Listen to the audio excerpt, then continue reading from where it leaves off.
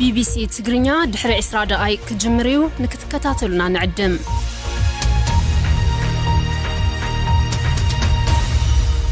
kun sagantaa BBC afaan Oromooti nu waliin tura.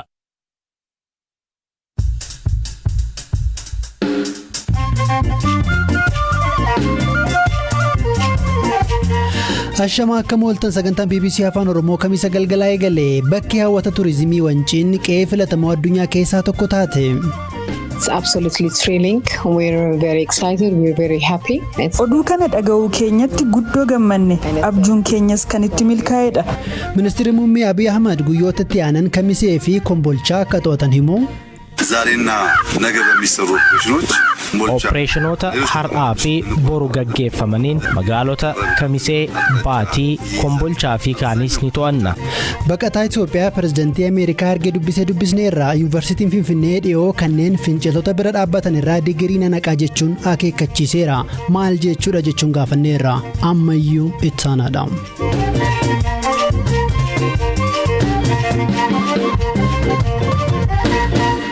Oduu ministeera muummee Abiyyiin eegalla erga ministeerri muummee Abiy Ahmed dirree waraanaatti bobba'anii hamileen waraanaa akka ka'u kan ibse mootummaan bakkeewwan amma dura TPLF'n qabamanii turan to'achuun milkaa'ina guddoo argachaa jiraachuu himeera.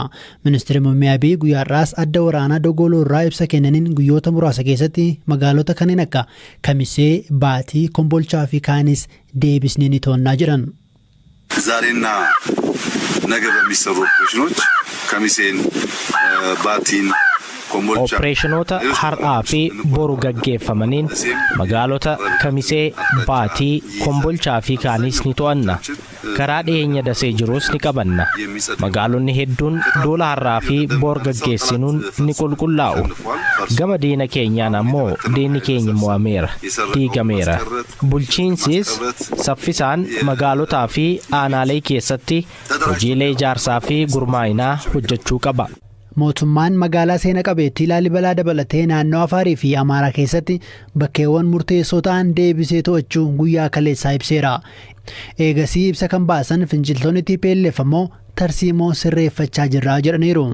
Tarsiimoo fi tooftaan waraanaa faana bu'aa turre akkasumas iddoowwan Amaaraa fi Afaar keessa qabannee turre siyaasaa fi humna waraanaa murteessaa ta'uu hubannee osoo jirru amma garuu tooftaa keenya sororsuun murteessaa ta'ee argameera jedha ibsi bahee. Sababni isaa immoo gidiraa diinni itti jiruu fi tooftaa babal'ifannaa humnooti Amaaraaf falakaa'uun waan barbaachisee argameef jechuun hime TPLF ibsa baaseen.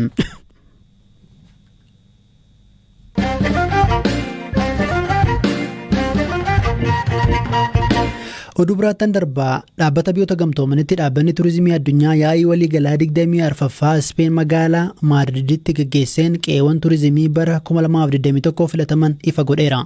Gandoota turizimii filatamanii beekamtiin kennameef keessaa tokko naannoo Oromiyaa godina Shawaa Kibba Lixaa jalatti kan argamtu Haroo Wanciiti.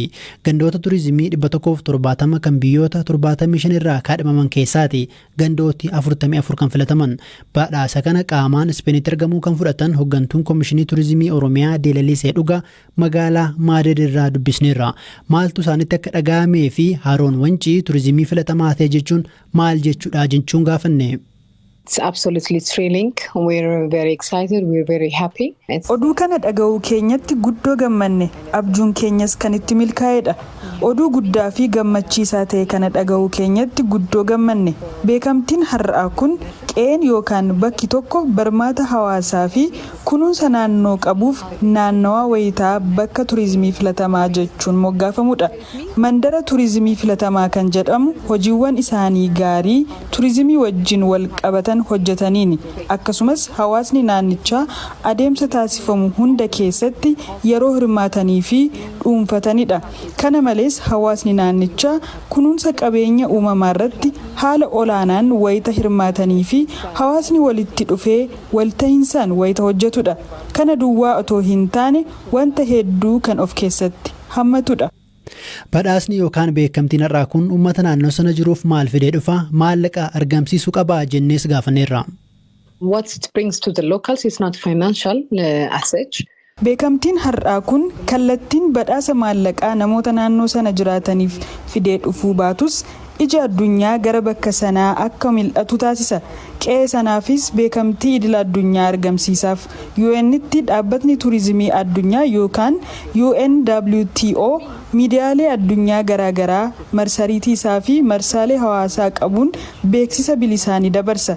Kana jechuunis haroon wancii waltajjiiwwan addunyaa garaagaraa irratti kanfaltii malee beeksisa bilisaa argataa jechuudha. Kunis ammoo turistoonni hedduun gara sana deemuun akka daawwatan gargaara. Gabaabumatti wayita naannoo ollaa turizimii jechuun barbaadanitti jalqabarra dhufaa jechuudha. Bu'aan kanaatis carraa hojii hawaasaa naannichaaf uumuu fi diinagdee hawaasa sanaa daran gargaaruun kan mul'atu taha. It will help the local economy a lot.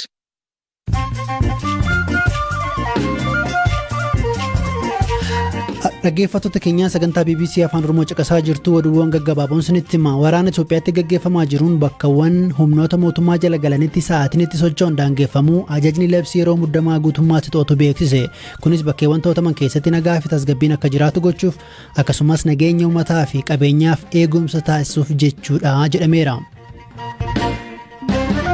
Dhaabbati meetaa kan feesbuukii of jalaa qabu akkaawuntiiwwan chaayinaa keessa maddeeffatanii odeessa sobaa tamsaasan 500 caalan haquu ibse. Akkaawuntiiwwan kunneen nama lammii Swiss kan maqaa sobaan ogeessa baayoloojii jedhee of waamuu dhaadessu. Namni Wilson Edward ofin jedhu kun akka waan US qorannoo madda koronaa vaayirasiif gidduu seentee dhiibbaa uumaa jirtutti oduu tamsaasaa ture. Jarman namoota talaallee koronaa vaayirasiin fudhanne bakkee nyaataa fi bashannanaa akka hin seenne dhorkite. Kunis tamsaa'ina vaayirasichaa to'achuuf tarkaanfii fudhatame yoo ta'u kanneen hin talaalamne mana nyaataa, sinimaa akkasumas suuqii irraallee dhorkamu jechuudha.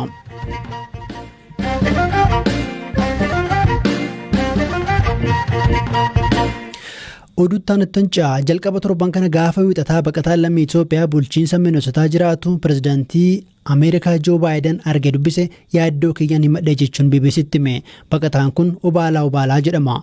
Waggoota 10 dura ture gara Ameerikaa kan deeme. Waggaa darbe immoo filannoo Ameerikaatti adeemsifameen irra aanuun miseensa mana maree magaalaa Austin ta'uun filatamee hojjetaa jira. Dhihoo wixinee labsii bu'uuraalee misoomaa yookiin immoo infraastiraakcharaal biil pirezidaant Baayiden mallatteessan irratti dubbachuuf gara bulchiinsa inni argamutti dhufuu isaaniin akka isaan argee hima. Miira maaltu sitti uumee jechuun gaafanne. Well, personally, it means everything because that was not something I expected, especially. Anaaf kun waan guddaadha. Sababni isaas kun wanta an eege hin turredha. Pirezidaantii United States argachuun waan qoosaa miti. Bulchiinsa Minnesota irraa naaf bilbilanii pirezidaantichi ni dhufa siif bakka qabna naan jedhan. Anis hirmaadhe.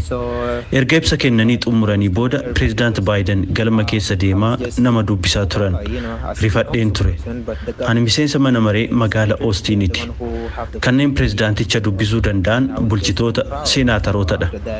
Kanaaf carraa isaan dubbisuu argadha hin seene. Kana gidduutti bulchaan bulchiinsa Minnesota toora namoonni dhaabbatan seenuun akka nagaa gaafadhuuf na jajjabeessan. Anis toora seene. Yeroos pirezidaanticha waliin ijaa wal agarre. Mr. President jedheen nagaa gaafe. Yeroos na argan. Yeroo kanatti natti dhiyaatanii maqaa kiyya na gaafatan. Obaalaa kan jedhamu itti hime. Daandiin Obaalaan keessa qaxxaamure salphaa miti. Haleellaa waggoota 18 dura Gaambeellaa Sabaanyoo irratti dhaqabeen namoonni 400 ol ajjeefamuu hima. Ajjechaa kana boodas maatii isaa waliin Sudaan keessa ba'uun gara Keeniyaa miliqanii. Achis kaampii baqattootaa keessa waggootii 10 turuun waggoota 8 dura immoo gara Ameerikaa imale.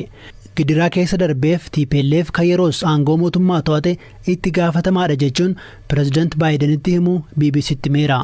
Waa'ee lola amma jirus itti haasa'uusaa dubbata. I'm a victim of a genocide that happened in my homeland, which is Gambela, Ethiopia. So I'm so grateful I'm in America. In Sudan, dukuggaa sanyii biyya koo Itoophiyaa naannoo Gaambeellaa keessatti TPLF'n raawwatamerraa lubbuun hafuu koon itti hime.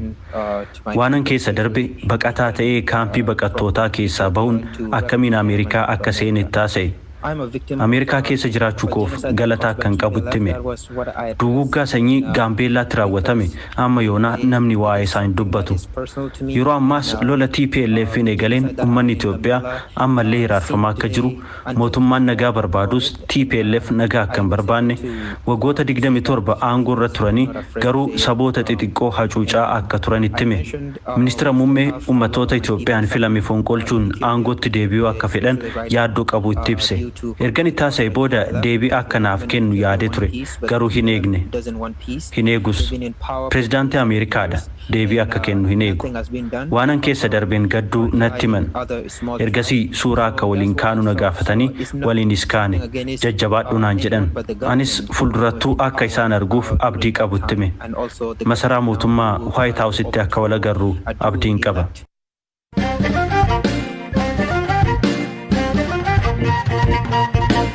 Guyyaa irraa hawaasni yuunivarsiitii Finfinnee imbaasii Ameerikaa Inxooxxoo argamutti ba'uun hiriira mormii gaggeessaniiru. Mormiin kun dhiibbaa hin malle US Itoophiyaatti gaggeessaa jirti jedhan bu'uura godhachuuni. Torban darbe immoo gaafa jimaataa hawaasni yuunivarsiitii Finfinnee haala Itoophiyaa keessa jiru mari'achuun ibsa yeroo baasetti akeekkachiisni kennee jira ture. Kunis barattoonni yuunivarsiitichaa duraanii garee shororkeessummaa jechuun paarlaamaan Itoophiyaa labsee balaaleffachuu dhiisuun waliin dhaabbatan muraasni waan jiraniif kanneen irraa hanga digirii isaanii jala haquu akka ga'u akeekkachiiseera.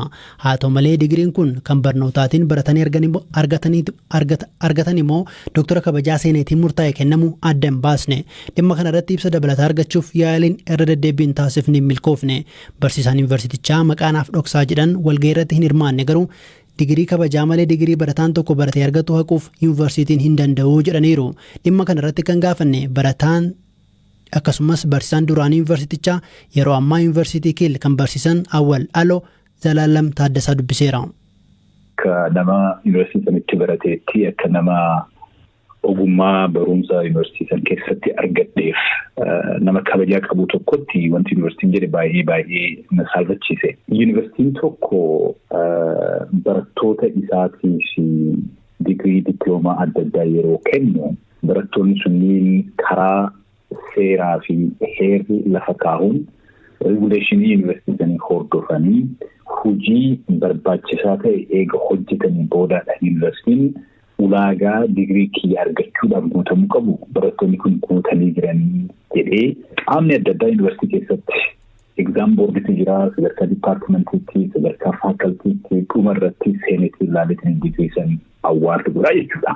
Digiriin kun hojii namni tokko hojjete irratti hundaa'eetiin namaaf kennama. Ilaalchi namni tokko karaa siyaasaatiin qabu haala kamiiniyyuu hojii namni hojjete san gatii dhabsiisuu hin danda'u. Invalidate gochuu hin danda'u. Yuunivarsiitiin tokko digirii karaa seeraatiin kennameetiin jedhe namarraa fudhachuu kan danda'u yookaan immoo buusuu kan danda'u yoo ragaan digiriin sun karaa qaraatiin argamu mul'isu dhiyaate qofa. Kanaan alatti haalli yuunivarsiitiin digirii kana namatti kennee kanaafiyyuu ilaalchi siyaasaa kan keewwanta hin jaallataniif irraa fudhachuu danda'a ittiin jedhu bu'uura wayiitiin hin qabu. Yuunivarsiitiin karaa seeraa karaa sirna qabuun wanta kana gochuu hin danda'u. Dhaabbileen barnootaa siyaasaa fi bakka siyaasni itti gaggeeffamu irraa bilisa ta'uu qaba jedhu yeroo baay'ee Itoophiyaa keessatti sana hordofuu qaba jettu moo paartiima tokko waliitiin bahuun qabudha ilaalchi? Yuunivarsiitiin akka instituutionitti siyaasa irraa guutumaan guutuutti paartiizan politiks siyaasa gama tokko gargaareetiin gama tokko lolu ta'uu hin qabu. Neutral ta'uu qaba. Kana jechuun garuu dhimma haqaa irratti, dhimma walqixxummaa irratti, dhimma mirgaa irratti neutral ta'uu qaba jechuu miti. Dhimma siyaasaa keessa hin seenu jechuu miti.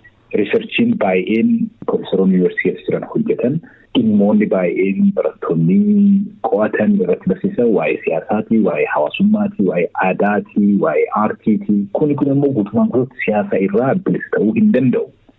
Dhimma siyaasaa kanarratti barattoonnis barsiisonnis yaada mataa isaanii qabachuu, yaada mataa isaanii calaqqisuu mirga qaban kun mirga heera irratti kennameefidha. Tolee, guddaa galatooma ulfaadhaa. Dhaggeeffattoota keenya sagantaan BBC Afaan Oromoo kan kamisa galgala xumuramaatti jira. Oduu tokkoon sinii dabala. Awurooppaan deebitee waraanatti seenuu malti jechuun Raashiyaan akeekkachiiste. Yaa'ii nageenyaa Swiidin adeemsifamaa jiruun ministeerri dhimma alaa Raashiyaa Sergey Lavrov neetoon bahattee babal'achuusaa mormaniiru. Ameerikaan immoo yoo Raashiyaan Yuukireen waliin wal dhabde miidhaa qaba jechuun akeekkachiisaniiru. Sagantaan keenya irraa xumurame kan siniif dhiyeessee ammayyuu taanaadha kan qopheessee Eeliyaas Mulgeetaadha. Gama teeknikaan Oskaar Bungaa nu gargaareera. Boor walitti deebinaa halkan gaarii.